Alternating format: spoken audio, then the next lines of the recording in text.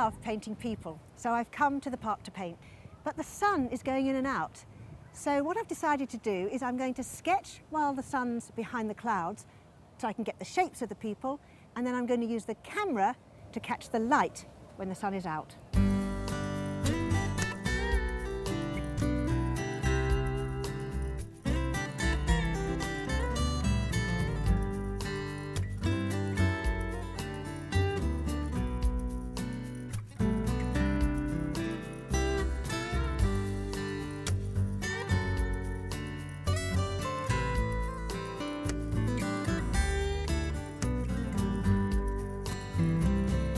It's the light on these people that really interests me, but we can't actually paint light.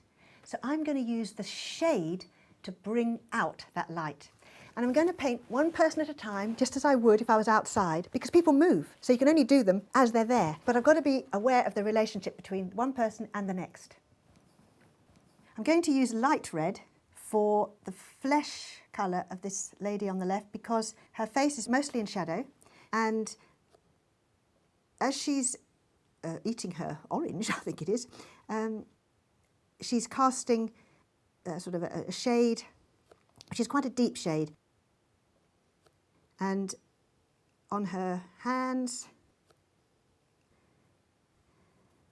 and down her legs, because once you've got the shape of the pose, to some extent, you have the shape of your figure. So if she does start moving now, at least I have something to remind me where she was, and the chances are she'll hold her torso in a similar position while she's eating her orange.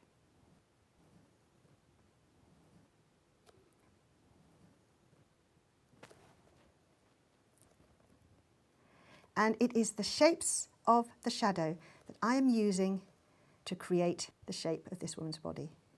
So these are the shadows on her clothing. Now obviously if we were outside, I'd have to go much faster.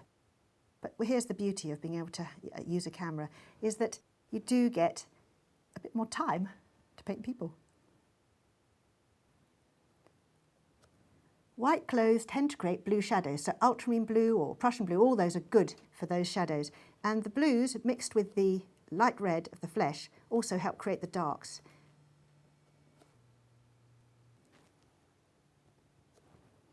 Now his foot is in fact in front of her body, so I would need to get that in, even though it is a second person, I'd need to get that in front of her, because otherwise I would have a gap in the middle of her where that's coming across. So you've still got to be aware, if you've got more than one person in a picture, of the people they're in relationship with, it's probably the husband and wife.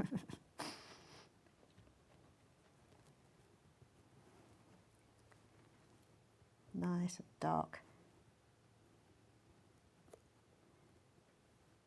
And also the bench, she's also in relationship with in terms of the painting, in that her white outfit is only brought out by the darks beside it. So I need the dark shape of this bench to bring out that side of her clothing. Otherwise we can't see it. You have to use shade or dark to bring out light. There is no other way to paint it, not in watercolour.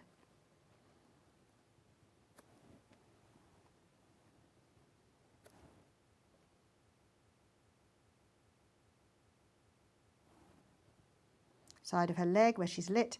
Again, we have to use the dark of the bench to bring out the light of her leg. We create light with shade.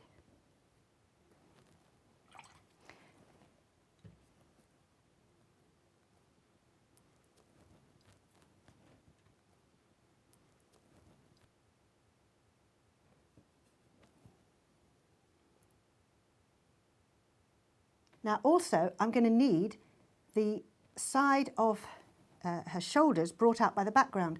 I haven't got time, if I'm out there, to paint this background, so I just use a little bit of colour just to get the shape of her while she's in that position, because otherwise it's gone and I haven't got any reference by which to shape her shoulders. But you can always come back to those things. The bench isn't going to go away, the people are. These people actually were extremely helpful in that they actually sat there for quite a long time. That's another thing to think about actually when you are painting people outside, is look for people who look like they might be there for a while if you're going to paint them. So you see we've actually created her with the shade around her because she's wearing white. She effectively only exists because of all the shade that marks her outfit. Now we can come to him because she's more or less painted. He is in a dark colour. His coat can actually be created with colour even where it's lit. And he will actually, his coat shapes the light of the little girl next to him, presumably his daughter. It brings out his hand.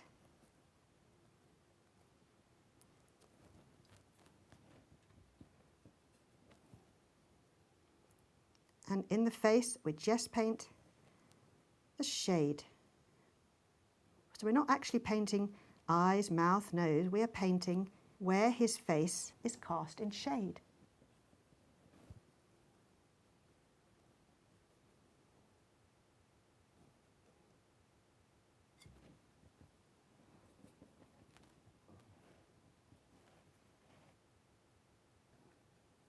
His hair, dark at the back.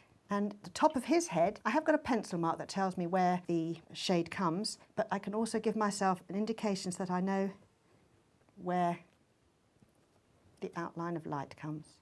Now, even though his clothing is dark, the lit side of the clothing has got to be lighter than the shaded side. So I put in a light colour, and I can take it right down into the shade of his trousers. These beautiful creases. The creases of trousers carry all sorts of colour.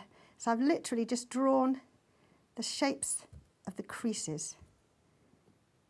It is the shapes of shade. That's what you paint. And they're a khaki colour, so I'm dropping raw umber into this Prussian blue. And I'm going to mix it with a bit of the light red to get this sort of khaki colour. But look how dark the shade is of these trousers, and they blend into the bench. So the shadows all blend into each other.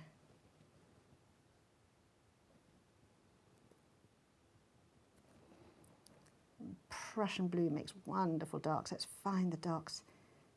And if we want to bring out light, her green coat is a lovely sort of sparkling green, and she's carrying something green as well, which is rather nice. So we can push in this Prussian blue. She's also carrying a sort of cerulean coloured toy. So if we bring all this dark Prussian blue up against that, we already know that we have created an area against which light can shine. Some more Prussian blue into this area of darkness under the leg. I'm using a size 6 brush. Small, I can quick up little patches of colour. I haven't got to rinse too much off. I can work quickly and finely. I've got a tip, and it's also got a good body. And although one could use more than one brush and carry different colour, I often find that it's quicker to use one brush because in a way, I don't know, maybe it's more like drawing, but somehow having the one brush in your hand, you come in and out, because you've got to work really fast. If you're painting actually from life, well, you have to work very fast. And you have to be prepared for it all to go wrong as well. It's the process of painting that's enjoyable. It doesn't matter if it doesn't come out. You'll get some very funny looks as well, probably.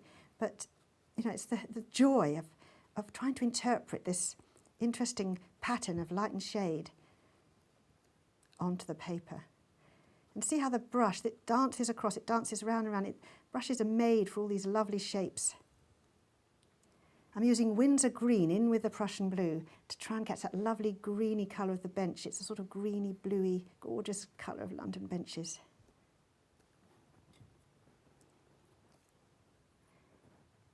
Down to his shoes. Now the feet obviously want to sit on the ground, so they need to be level with her feet. This is often where one goes wrong, is that working one person at a time, the lady might have got up or moved. So this is when you have to look at your picture and check that the feet are all sitting on the ground, level with one another, so that you actually, the painting holds together. Probably try just one figure on a bench your first time.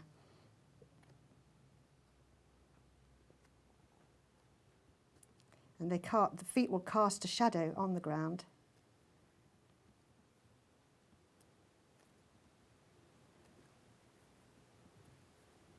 And we can just see the lines of the bench through between the legs. She's casting a lovely shadow there. His trousers are casting a lovely shadow there, very dark. And a little tint over his trousers because they're not white. Oh, it's not dry enough, can't do that yet. I'm using any old colour in the palette for this. No need to think about limited colour because people wear lots of different colours and I need to just get in fast. I haven't got the privilege of time when you're painting people. And the girl was fidgeting around quite a lot, so I would probably leave her till last if I'd been out there. So in the same way, I'm leaving her till last in my painting. When I'm working from photographs, I try and recreate the same feeling that I got when I was outside, the reason why I stopped to sketch, to photograph something. The bench is actually picking up a lovely kind of green reflection from the trees or something. It's beautiful from her. It's just gorgeous, and you can actually see it really nicely in the photograph.